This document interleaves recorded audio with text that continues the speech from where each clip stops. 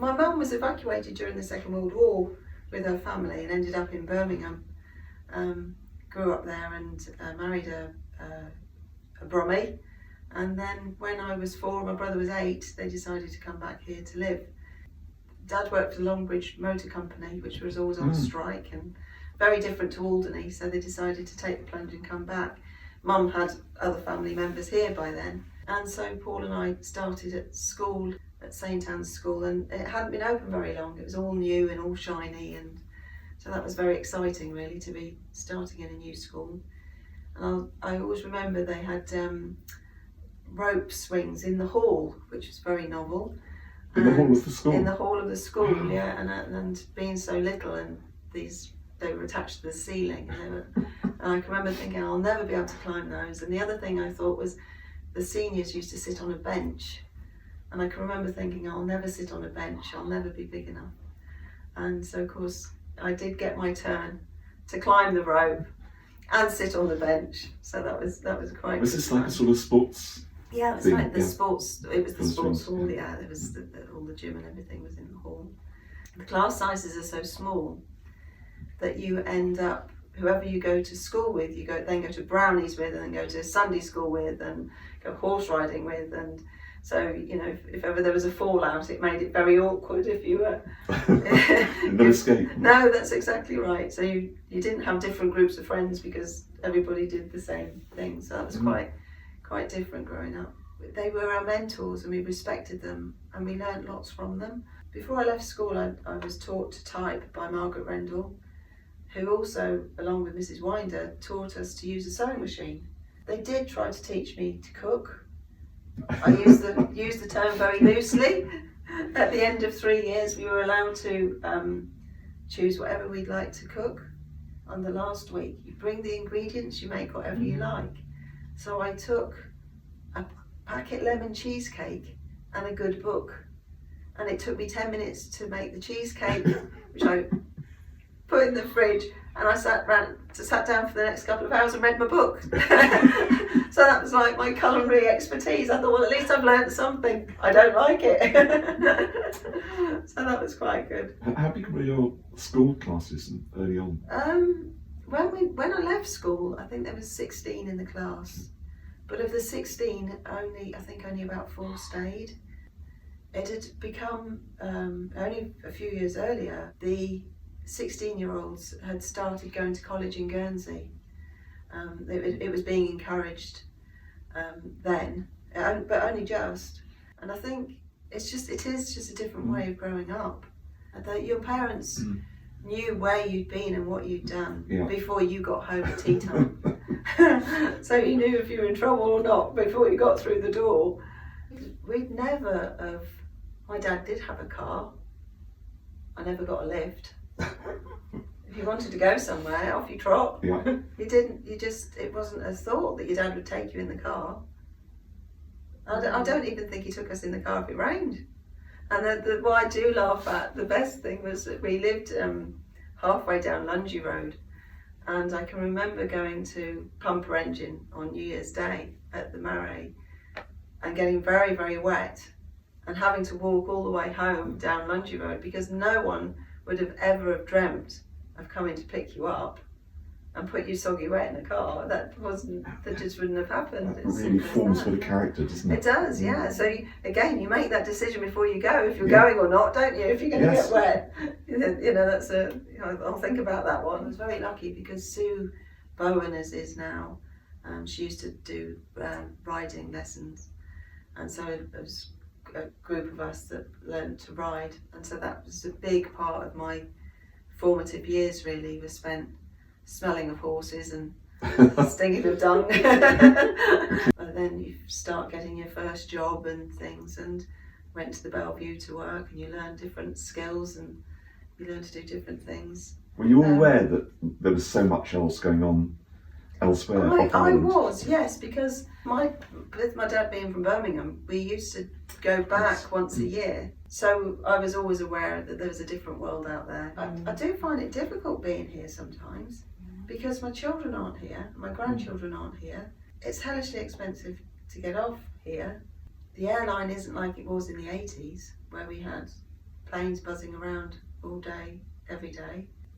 So it is quite hard being, sometimes it does feel like you're stuck on a rock, because that's what we are. But the big plus really is the children coming home, when they can come home and they relive what they did, you know, which was very similar to what I did and what Pete did, and now the grandchildren come and do the same, and that's just lovely. And they're excited by the island, and it is just magical. And it's the simple things that we don't realise. I mean, we built our own home with the help of my dad and my father-in-law. We built our own home facing Baru.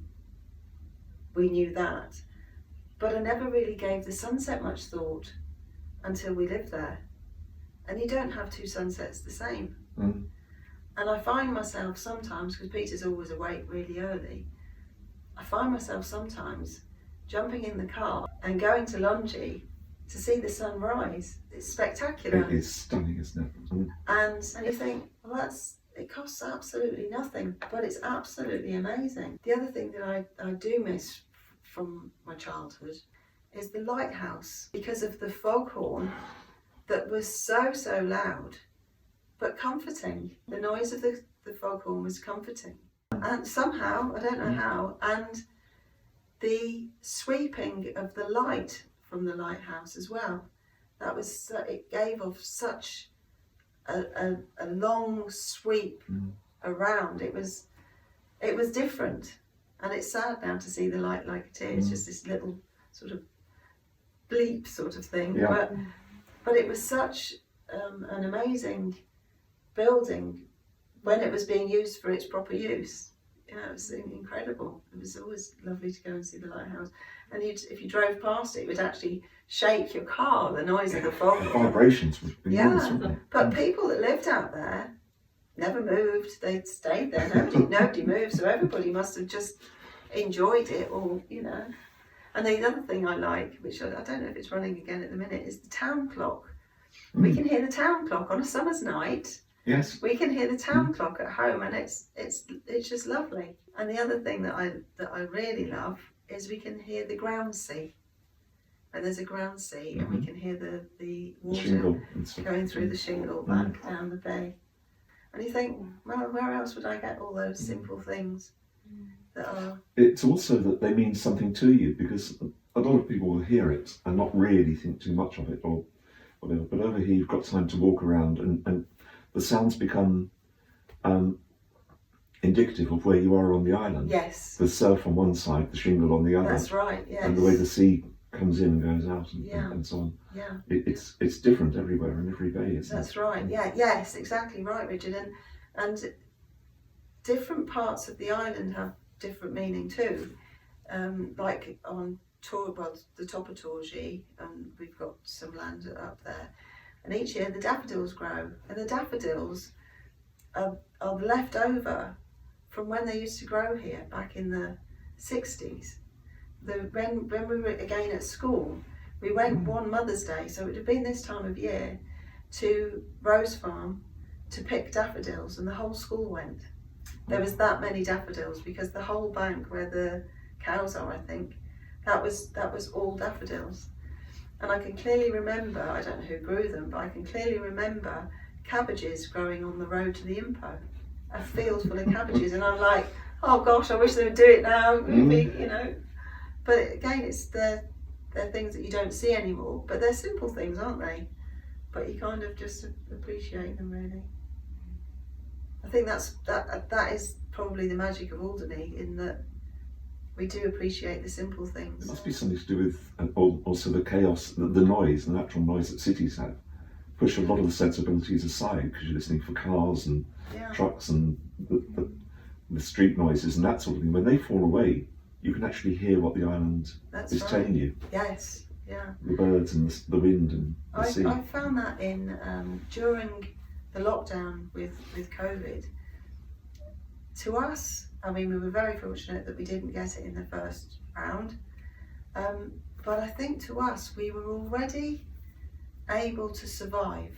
I don't know if that sounds daft, but we were already conditioned here to not go to the shop to get what you think you're going to get when you get there. So we already have this inbuilt of, well, if I can't get that, then I'll get that, and I'll make do with that, and I can make this, and I don't really need a new one of those because I can manage with that. And that's actually inbuilt in us here, because getting things is not as easy as, you know, as anywhere else where you just go to the shop and choose from 6 different types of the same thing. We never have that. So I think when COVID struck, I actually found myself sort of digging deep and thinking, we can be all right here because we do this anyway. And if the boat doesn't come this week, that's not going to hurt, because we know we can get through that. And what I found my loveliest part of thinking back at COVID was the fact that because my parents were with us and we didn't know what was coming next, and Lewis had got his catch ready to go to France or wherever he takes it, and he couldn't take it. And I went to the harbour and bought crab and lobster. And I felt very humbled that I wasn't alone, and I'd taken my pot down that was the right size. I had to have crab that would fit in this pot. And I looked around and there were lots of us doing it, and I thought, yeah, we're going to be okay because we're all doing this. And when they said, oh, you're in it together, we really were, weren't we? And then the other thing I bought was the fresh beef. I bought fresh the meat that was on the island, and I was cooking for my mum and dad, obviously, because we were distancing from them. So I was cooking, and my dad was having a ball on this local beef and crab and lobster, because none of us knew what was coming next. The island provides. It did, Richard. You're right, and that's when I think back of the lockdown. That's how I recall it. Not that I feared it in a strange sort of way, but I knew that we could, if we were in it together, we could get through it together. Maybe people have their own idea of what they think Alderney is or should be, and they don't wait for the island to tell them what it really is. Yeah. You have to get the island won't try to get you. That's exactly right. That is exactly right. And you have to, it's a bit like the weather, you have to run with it, don't you?